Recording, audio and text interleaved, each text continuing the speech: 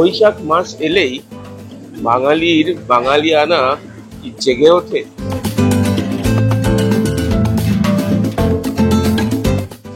বিতর্কিত প্রশ্ন, সেই প্রশ্নের উত্তর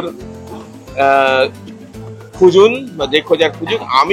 আমরা যেটা ঠিক করেছি যে এই পয়লা বৈশাখের আগে বা পয়লা বৈশাখে বৈশাখ মাসে খাঁটি বাঙালি, ভুলভাল জায়গায় গেলে হবে না, খাঁটি বাঙালি খাবার দাবার যেখানে পাওয়া যায় সেখানে যাব আর খাবো, আপনাদের দেখাবো।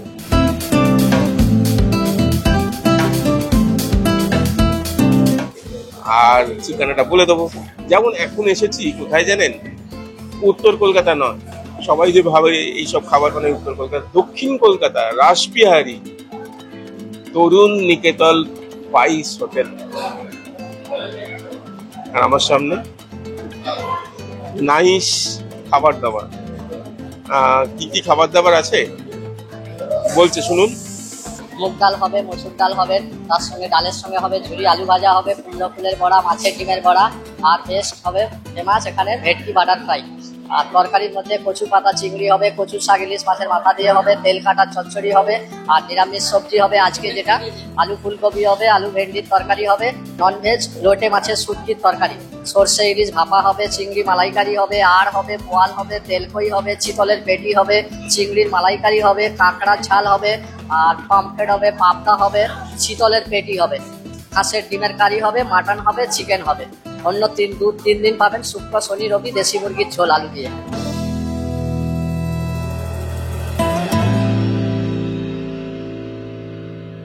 ট্র্যাডিশনাল ফুড যেটা স্পাইস হোটেল,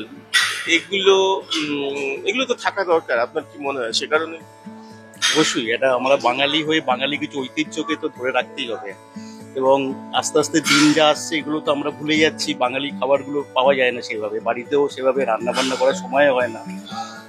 সুযোগ পেলে সময় পেলে আমরা চলে আসি এখানে স্পেশাল কিছু খাবার দাবার। আজকে ওই শুটকি মাছের একটা রান্না খেলাম এখানে, খুব ভালো লাগলো। খেলাম ভাত, ডাল, লেবু, নুন, তারপরে হলো আলু ভাজা, মাংস, এইগুলো আমি খেয়েছি। তোমার কিরকম ভালো লাগে? বার্গার, পিৎজা এগুলো ভালো লাগলো না এটা ভালো লাগে? এইটা ভালো লাগে। না, অনেক পুরোনো দিনের হোটেল, আর ওগুলোতে তো খাওয়াই হয়, এগুলোতে জেনারেলি হয় না, সেই জন্যই ছেলেকে নিয়ে এসেছি। খবর পেয়েছিলেন যে স্পাইস হোটেল, কি জানতেন? না, আগে তো একটা ধারণা ছিল স্পাইস হোটেল, ছেলেকে নিয়ে আসা হয় না। ও কি বলছে? ওরা তো এখন জেন জি। না, ও তো হ্যাঁ কি খেয়েছে? ও মাটন নিল আর ফিশ বাটার ফ্রাই নিয়েছিল, ওগুলোই ও ফেভারিট, ওগুলোই বললো এগুলোই খাবো। সেইগুলোই সেনজিদের নিয়ে চলে আসা, এটা একটা কিন্তু হ্যাঁ, কারণ ওর যেমন পিৎজা পাস্তাও ভালো লাগে, ও বাঙালি খাবার ভীষণ পছন্দ করে। আর বাঙালি খাবার বলতে অনেক ঝাঁ চকচকে জায়গাও হয়েছে আজকাল, কিন্তু নো সেকেন্ড টু তরুণ নিকেতন। মানে এই যে ঘরোয়া ব্যাপারটা, সেকেন্ড হোম, সেটা পাওয়া যায় অন্য জায়গায়, কিন্তু এত আন্তরিকতা হয় না। এবং ঘরের খাবার ও খুব ভালোবাসে। ওকে এগুলো না শেখালে ও তো বড় হয়ে আর জানবে না কলকাতার খাবার কি। ডাল, আলু ভাজা, কচু পাতা চিংড়ি, তারপরে চিকেন, মাটন, বাবা নিল ভেটকির পাতুরি, আর তারপরে চাটনি আর ফুলকপির তরকারি। সেনজি কি বলছে যে এই বেঙ্গলি ফুড কিরকম, মানে কম্পেয়ারিং অন্য খাবারও যেরকম আমার ভালো লাগে সেরকম ইকুয়ালি আমি বাঙালি হওয়ার জন্য আমার এই খাবারও অসাধারণ লাগে। আর যে বাড়ির খাবার যে এত ভালো লাগতে পারে সেটা এরা প্রুফ করে দিয়েছে।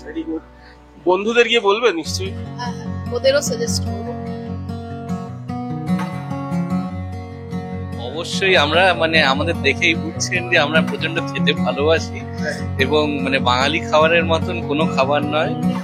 এবং সত্যি আমরা তিনজনেই আজকে সবকিছু ছেড়ে এখানে আসবো বলেই প্ল্যান করে এসেছি।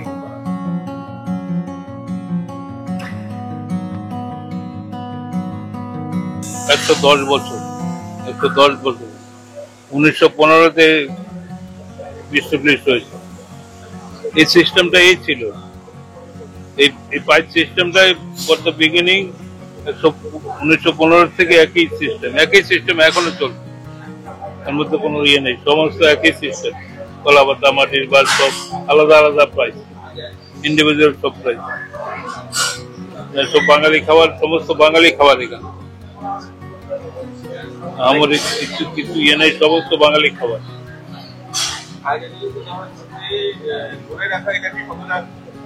ধরে রাখা কঠিন, কিন্তু এটাকে বাস্তব যাতে আমি এটা হবি হিসেবে ধরে নিই। এটা আমার একটা নেশা হয়ে গেছে যে খেতে ভালোবাসি, খাওয়াতে ভালোবাসি।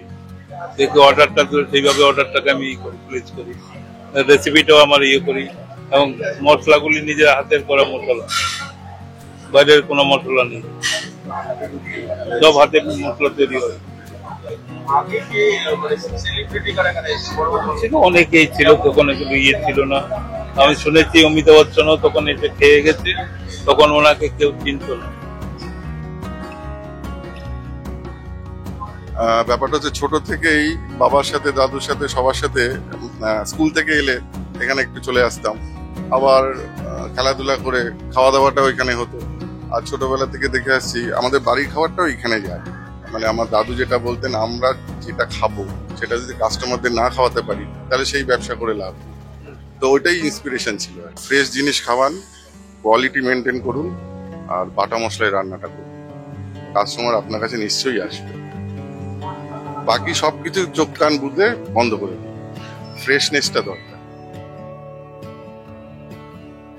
অনেকেই হাই হুতাশ করেন যে বাঙালির পাইস হোটেল ঐতিহ্য হারিয়ে যেতে বসেছে, কিন্তু না, ইচ্ছে থাকলে উপায় হয়। সেটা প্রমাণ করে দিয়েছে রাসবিহারীর এই তরুণ নিকেতনের এই প্রজন্ম, তারাও কিন্তু চালিয়ে যাচ্ছে। আমি বলছি যে এখানে এলে দেখবেন বন বন করে ফ্যান ঘুরছে, এসি নেই। আসলে এসিতে গিয়ে আপনি খাবেন আর মাথা গরম হবে খাওয়ার খেয়ে, আর উল্টোটা হচ্ছে কি বলুন তো, পাখার হাওয়ায় এসে খাবেন আর শরীর শীতল হবে, মাথা ঠান্ডা হবে খাবার খেয়ে। সুতরাং এই বৈশাখে বলবো যে এই তরুণ নিকেতন, পাইস হোটেল, নাইস হোটেল। চিরহিতের সঙ্গে প্রীতম দে, ক্যালকাটা নিউজ।